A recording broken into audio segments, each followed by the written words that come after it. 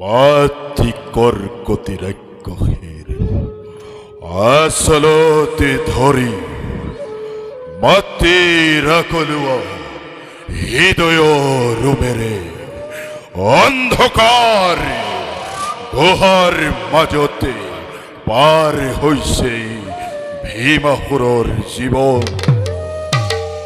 যদিও অন্ধকাৰ গুহাৰ মাজতে অতিবাহিত হৈছে মোৰ শৈশৱ জীৱন, তথাপিতো আইৰে আকলোৱা মৰমৰ বাবে অন্ধকাৰ কলা আৱৰণে জানিব পৰা নাই মোৰ শৈশৱৰ সোণালী জীৱন। কিন্তু কেতিয়াবা মোৰ মনত উদয় হোৱা কিছুমানে প্ৰশ্নই মন মোৰ কৰি তোলে অতিকে অশান্ত।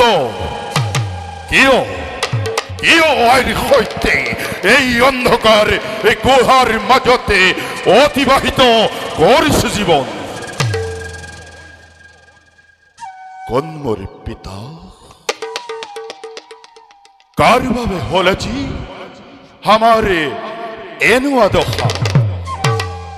বাৰু যিয়েই কি নহওক, তথাপিতো জননীৰ প্ৰতি নাই মোৰ অলপো অভিযোগ। যাওঁ মই নিষ্কৰ্তব্যতে হওঁ অগ্ৰসৰ।